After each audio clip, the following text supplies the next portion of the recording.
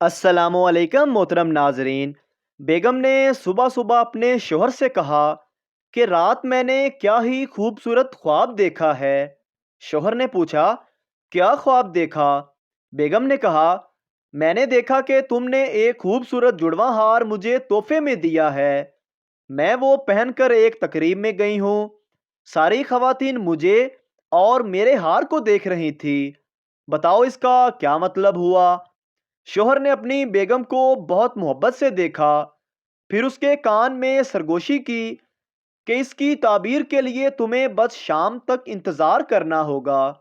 बेगम खुशी से निहाल हो गई।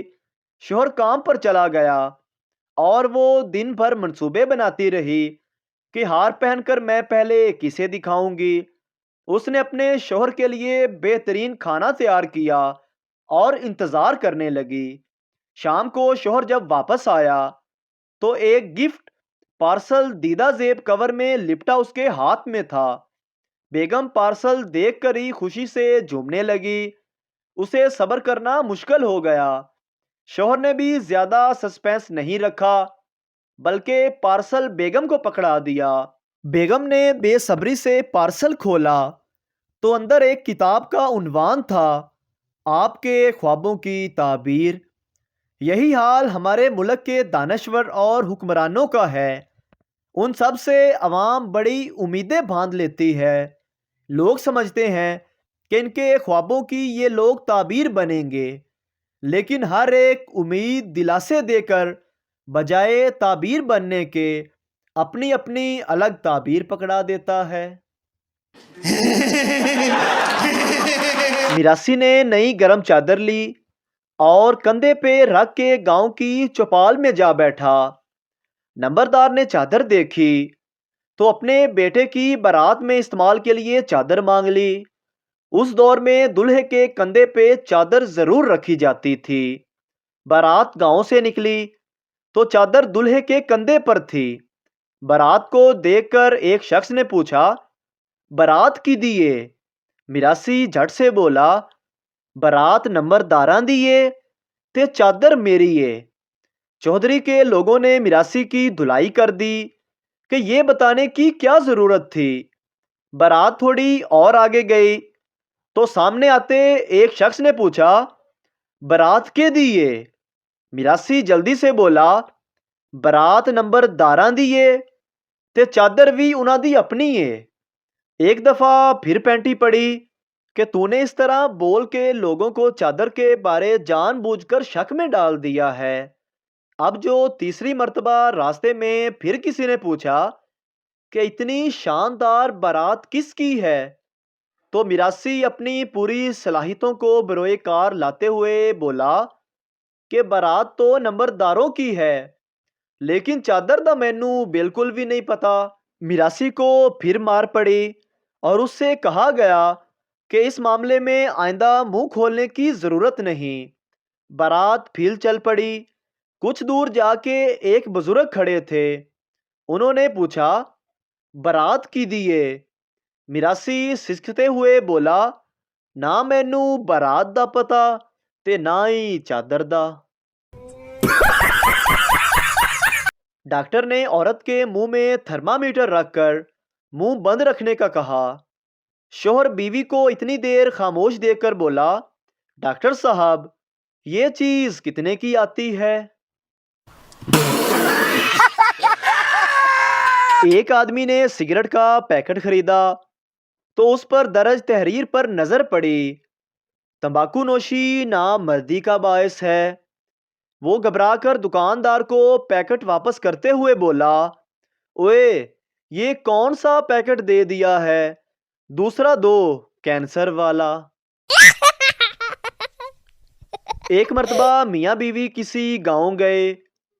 वहां एक कुआं था जिसमें सिक्का डालने से तमाम मुरादें पूरी हो जाती थी। पहले शौहर ने 1 रुपया फेंका और दुआ की। फिर बीवी ने आगे बढ़कर कोशिश की, मगर तवाजुन खोकर कुएं में जा गिरी। ये देखकर शौहर की आंखों में आंसू आ गए। आसमान की तरफ देखकर बोला, एनी छेती? بس میں سفر کرتے ہوئے ایک آدمی نے میری جیب میں ہاتھ ڈال دیا۔ میں نے اس کا ہاتھ پکڑ لیا اور پوچھا، یہ کیا کر رہے ہو؟ وہ کہنے لگا، میں ماچس ڈھونڈ رہا تھا۔ میں نے کہا، ماچس مجھ سے مانگ لیتے۔ اس نے کہا، میں اجنبی لوگوں سے بات نہیں کرتا۔ نکاح سے کچھ دیر پہلے اسٹیج پر قاضی صاحب نے بلند آواز میں کہا، اگر کسی کو اس نکاح پر اعتراض ہے تو ابھی بتا دے۔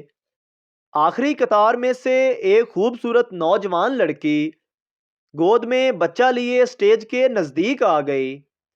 اس کو دیکھتے ہی دلہن نے دلہا کو تھپڑ مارنے شروع کر دیے۔ دلہن کا باپ بندوق لینے بھاگا۔ دلہن کی ماں اسٹیج پر ہی بے ہوش ہو گئی۔ سالیاں دلہے کو کوسنے لگیں اور سالے آستینے چڑھانے لگے۔